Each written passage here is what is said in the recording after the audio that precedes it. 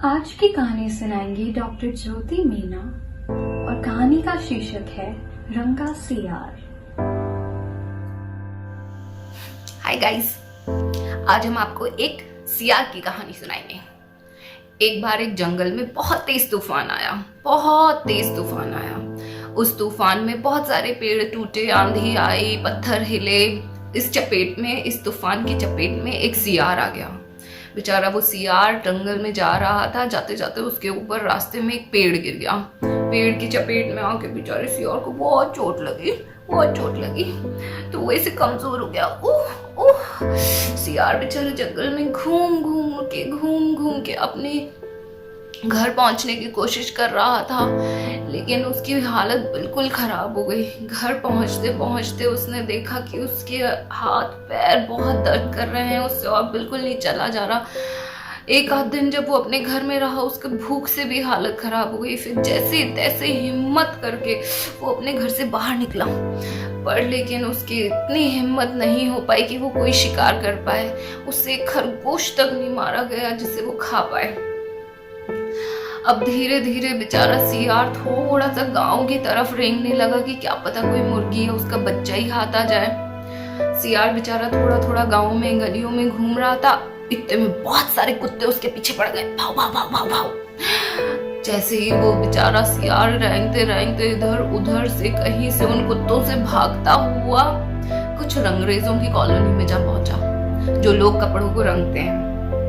और उनसे जैसे ही वो भाग रहा था, अचानक से जाके उसने देखा है एक घर में एक ढोल रखा हुआ है। उसने सोचा इन कुत्तों से बचने का यही इलाज है कि मैं इस ढोल में छुप जाता हूँ। तो वो फटाफट से ढोल के अंदर घुस गया। जैसे ही वो ढोल के अंदर घुसा, उसके अंदर तो कुछ पानी सा भरा हुआ था, पर उसने सोचा अभी थोड़ी देर के लिए मैं इसके अंदर सांस रोक के रहता हूँ, तो कुत्ते भाग जाएंगे, उसके बाद मैं निकलूंगा। जैसे ही कुत्ते भागे, वो सांस रोक के उसमें तब तक पड़ा हुआ था। फिर जैसे ही वो कुत्ते भागे, उसे आवाज नहीं सुनाई दी। उसने थोड़ा सा मुंह बाहर निकाल के सुना, कुत्ते नहीं आ रहे। फिर थोड़ा सा मुंह और बाहर निकाल के देखा, कुत्ते नहीं है। तो फिर वो निकला। जैसे ही वो निकला तो उसने देखा उसका पूरा बदन हरा हो गया, हरा नीला सा पड़ गया। उसने सोचा ये मेरे बदन को क्या हो गया। धीरे धीरे वो रास्ते में थोड़ा बहुत कुछ जो भी उसे फल फ्रूट मिला, थोड़ा खाते खाते वो पहुंचा जंगल की तरफ। जैसे ही वो जंगल की तरफ पहुंचा, सारे जानवर उसे देख के हैरान। तो और वो जाए जा रहा। तो सबने सोचा ये कोई नया अनोखा जानवर आ गया, तो बड़ा खतरनाक लग रहा है। अब सियार का तेज दिमाग एकदम से काम करने लगा। उसने सोचा मुझे इस मौके का पूरा फायदा उठाना चाहिए। तो सियार जी ने अपने आप की अनाउंसमेंट की। उसने बोला, सुनो सारे जंगल के लोगों, मैं ब्रह्मा जी से बनाया हुआ एक नया जानवर हूँ। ब्रह्मा जी ने साक्षात मुझे बनाया है ताकि मैं इस धरती पे आऊं और तुम लोगों के लिए एक मैसेज कन्वे किया है, एक मैसेज पहुंचाया है। तो मैं वो मैसेज तुम सबको सुनाना चाहता हूँ। इसलिए एक काम करो, जितने भी जानवर इस जंगल में है सबको बुला लो, मैं वो मैसेज सबको सुनाऊंगा। तो अब भाई सारे हाथी, घोड़े, शेर, खरगोश, सियार, भालू, हिरण सब धीरे धीरे मैसेज पर सुन के जंगल में एक जगह इकट्ठे होने लग गए। अब सभी उस अनोखे से हरे रंग के जानवर को देख के डर भी रहे थे, खौफ में भी आ रहे थे, और उसकी बात भी सुनना चाहते थे कि आखिर वो क्या कहना चाहता है। सब इकट्ठे हो गए। सियार जी अपने एक बड़े से पत्थर के ऊपर जाके खड़े हो गए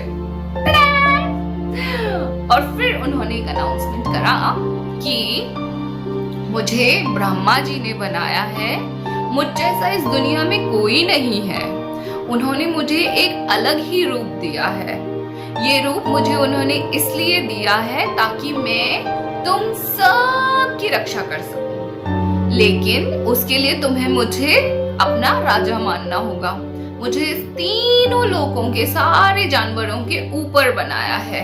मैं तुम सब से हटके हूँ, इसलिए आज से तुम मेरी सारी बात मानोगे और मैं तुम्हारी सारी बात ब्रह्मा जी को बताऊंगा। तो सारे जानवरों ने सोचा ये तो सही कह रहा है, ऐसा जानवर तो हमने कभी नहीं देखा, तो ब्रह्मा जी ने इसे हमारे लिए ही बनाया है, हमें इसकी सारी बात माननी चाहिए और इससे राजा मानना चाहिए। सारे जानवरों ने बोला जय हो हरे रंग के जानवर की, जय हो हरे रंग के जानवर की। सब ने उसके हाथ जोड़े। फिर अब उसने बोला कि ठीक है, तो तुम मेरी सेवा में पहले थोड़ा खाना पेश करो। अब इसी तरीके से दिन निकलते जा रहे थे। वो डेली के डेली एक नया जानवर बोलता, बेचारे एक जानवर की बलि दी जाती और उसके सामने पेश किया जाता। तो उसके तो दिन बड़े अच्छे कट रहे थे, मस्त मजे में। सारे शेर उसके साइड में बॉडीगार्ड बन के चलते और हाथी उसके आगे आगे चल रहा था। सब लोग उसके भालू उसके पंखा हवा करता था और छोटे छोटे जानवर उसके आगे डांस करते थे उसका एंटरटेनमेंट करने के लिए। अब धीरे धीरे जैसे ही सियार का दिन गुजर रहे थे, उसके दिमाग में एक बात आई। उसने सोचा अगर मेरे साथ वाले सियारों ने मुझे पहचान लिया तो वो मुझे यहाँ से बाहर करवा देंगे, क्योंकि सियार तो चालाक होते हैं। तो उसने किया एक अनाउंसमेंट। उसने सारे शेरों को इकट्ठा किया और बोला कि जंगल में जितने सियार हैं उन्हें इस जंगल से बाहर कर दिया जाए। मुझे यहाँ पे सियार बिल्कुल भी नहीं चाहिए, मुझे मेरी टेरिटरी में सियार पसंद नहीं है। सियार जो है हम सब जानवरों के लिए खतरा है। और तो सारे के सारे शेर जो है उन्होंने जाके सारे सियारों को बाहर निकाल दिया। बेचारे सियार जाके बाजू वाले जंगल में रहने लगे, छोटे मोटे ऐसे ही छोटे से जंगल में। अब एक दिन वो हरा सियार अपनी गुफा में आराम कर रहा था। रात हो गई थी, खा पी के बढ़िया मजे से मौसम का मजा लेते हुए सोने की तैयारी कर रहा था। जैसे ही वो सोने लगा उसे एकदम से आवाज सुनाई दी। उसने देखा कहीं से दूर से बहुत आवाज आ रही है। उसके अंदर का सियार जागने लगा। वो डरता डरता एकदम घबराता हुआ बाहर निकला अपनी गुफा से। उसने देखा बहुत अंधेरा है। उसके अंदर का भी सियार जाग गया वो आवाज सुन के, और उससे रहा नहीं गया।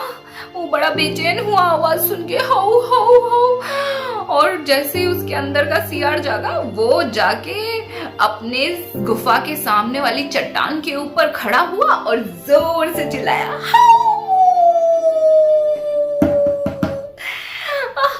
जैसे ही उसने हाउ चिल्लाया, उसके जो बॉडीगार्ड शेर चट्टान के पास कहीं दूर बैठे हुए थे, उन्होंने देखा ये क्या हो रहा है, ये सियार है, ये हमें इतने दिनों से धोखा दे रहा था। उन्होंने सारे जानवरों को इकट्ठा किया और सियार के पीछे दौड़ दौड़ के उसे मारा, पिटाई करी और फिर शेरों ने उसके चिथड़े उड़ा दिए। और सियार का झूठ उसके साथ वहीं खत्म हो गया। तो इस कहानी से हमें ये सीख मिलती है कि अगर हम कोई झूठ बोलते हैं तो वो बहुत लंबे समय तक नहीं रह सकता। इसलिए हमेशा सच बोलना चाहिए, दूसरे लोगों को धोखा नहीं देना चाहिए। धोखा देना अच्छी बात नहीं होती है, कभी ना कभी वो धोखा हमेशा पकड़ा जाता है और आपको उसके लिए सजा भुगतनी पड़ती है। इसलिए हमेशा सच बोलना चाहिए। Thank you. The channel has stories in several different Indian languages, so choose what's best for you. If you would like to submit a story of your own, please do contact us using the links given in the description box below. Happy listening.